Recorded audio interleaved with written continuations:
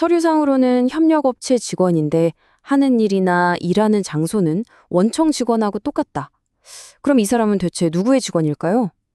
바로 이 애매한 경계에 대해서 최근 대법원이 아주 중요한 판결을 하나 내놨습니다. 오늘 이걸 한번 제대로 파헤쳐 보겠습니다. 자, 여러분, 거대한 자동차 공장을 한번 떠올려 보세요. 수천 명의 사람들이 쉴 새 없이 움직이고 있죠. 언뜻 보면 다들 같은 회사 동료 같잖아요. 그런데 법적으로도 과연 그럴까요? 사실 이 간단해 보이는 질문이요, 한 대기업의 고용 구조를 송두리째 흔든 소송의 시작이었습니다. 그리고 2024년 대법원이 이 질문에 정말 깜짝 놀랄 만한 답을 내놓습니다.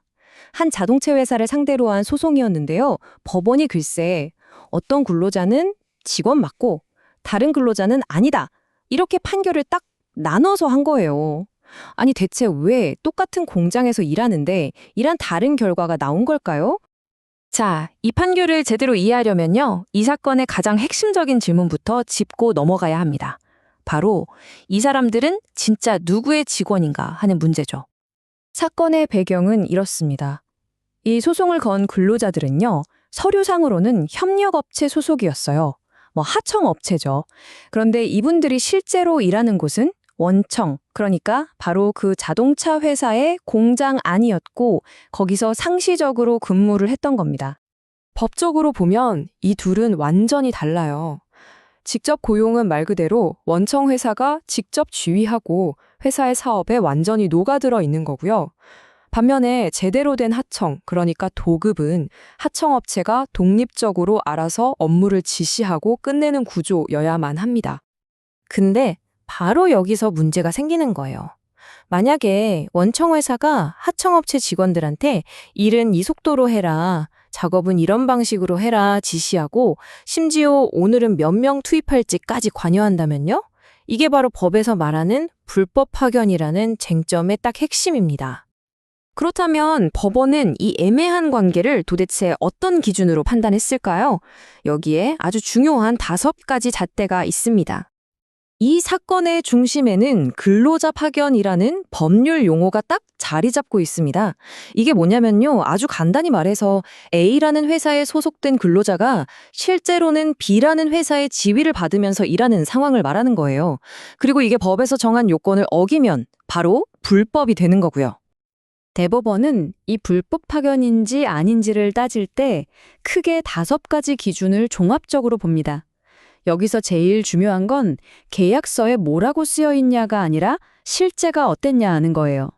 원청이 진짜로 얼마나 지휘하고 명령했나, 근로자가 원청 사업에 얼마나 깊숙이 포함되어 있었나, 그리고 하청업체는 그냥 이름만 있는 회사가 아니라 정말 독립적인 사업체가 맞나, 바로 이런 질문들의 답을 찾아가는 과정인 거죠. 자, 그럼 이 기준들을 실제 사례에 한번 적용해 볼까요? 먼저 법원이 근로자들의 손을 들어준 경우부터 보겠습니다. 대법원은요, 생산관리, 그리고 설비 보전, 또 수출차를 내보내는 출고 업무, 이 3가지 일을 했던 근로자들은 원청 회사와의 관계가 사실상 근로자 파견 관계, 다시 말해 불법 파견이 맞다고 판단했습니다. 법원이 왜 이렇게 봤을까요? 이유는 아주 명확했습니다. 원청이 생산 속도며 인원까지 다 정해줬고 원청 직원들하고 그냥 한 팀처럼 막 섞여서 일을 했거든요. 사실상 하청업체는 서류에만 있는 회사였지 실질적인 인사권이나 자기들만의 설비 같은 것도 거의 없었던 거죠. 5가지 기준을 그냥 전부 다 완벽하게 충족하는 전형적인 위장도급 사례였던 겁니다. 하지만 이야기가 여기서 끝나지 않습니다. 법원이 다른 근로자 그룹에 대해서는 완전히 정반대의 결론을 내렸거든요. 정말 놀랍게도 같은 공장에서 일했는데도 2차 부트물류 업체 소속 근로자들이랑 부두에서 수송 업무를 맡았던 근로자 1명에 대해서는 근로자 파견 관계가 아니라고 본 겁니다. 아니, 왜 결과가 달랐을까요? 이분들의 경우에는 원청이 직접적으로 지시를 내렸다는 증거가 좀 부족했고요. 또 일하는 공간이나 업무 내용이 원청 직원들하고 명확하게 분리가 되어 있었어요.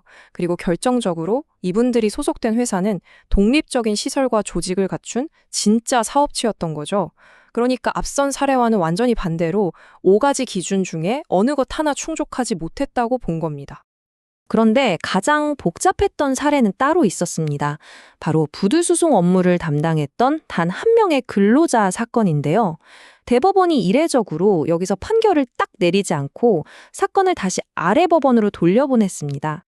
대법원이 판결문에서 이렇게 말합니다. 제출된 증거만으로는 원청이 이 근로자에게 실질적인 지휘 명령을 내렸다고 인정하기에 부족하다. 바로 이겁니다. 구체적인 이유를 하나씩 뜯어보면 이렇습니다. 우선 이분의 업무는 공장에서 멀리 떨어진 부두에서 이루어졌고요. 공장의 생산 속도가 직접적인 관련도 적었어요. 근데 결정적인 게 뭐였냐면 불법 파견의 증거로 제출됐던 작업 매뉴얼이나 PDA 시스템 같은 기술들이 정작 이분이 근무하던 기간에는 적용되지 않았다는 점이 밝혀진 거예요. 결국 증거가 부족하니까 다시 재판을 해보라고 돌려보낸 거죠. 자, 그렇다면 이 복잡한 판결은 우리 사회에 어떤 의미를 던지는 걸까요? 앞으로 무엇이 달라질지 그 의미를 한번 짚어보겠습니다. 이 판결이 남긴 가장 중요한 메시지는 바로 이겁니다. 계약서에 도급계약이라고 쓰여있든 하청이라고 불리든 그런 형식은 중요하지 않다는 거예요. 실제 업무가 어떻게 이루어지는가, 그 실질이 고용관계의 본질을 결정한다는 대원칙을 다시 한번 확인시켜 준 거죠. 이번 판결이 얼마나 복합적인지는 이 차트를 보면 딱 드러납니다. 누구는 이겼고 누구는 졌고 또 한 명은 재판을 다시 받아야 하는 상황이죠. 이게 뭘 보여주냐면요. 법원이 단순히 어떤 업무라는 덩어리로 판단한 게 아니라 근로자 한 명 한 명의 구체적인 현실을 얼마나 세밀하게 들여다봤는지를 보여주는 대목입니다. 결국 이 판결은 모든 기업에게 아주 중요한 숙제를 넘겼습니다. 앞으로 하청업체를 활용할 때 단순히 일을 맡기는 수준에 넘어서서요. 그 일을 하는 근로자들을 어떻게 관리하고 지시하는지 그 방식 자체를 근본적으로 다시 뜯어봐야 한다는 아주 강력한 신호인 셈이죠. 마지막으로 질문 하나를 던져보겠습니다. 이번 판결 과연 제조업에만 머물까요? 플랫폼 노동, 긱 이코노미가 확산되고 있는 IT나 서비스 산업에서는 이 판결이 고용의 지형도를 어떻게 바꾸게 될까요? 이제 합법적인 도급과 위장된 고용, 그 사이의 경계선을 다시 그려야 할 시간입니다. 그리고 그 변화는 이미 시작됐습니다.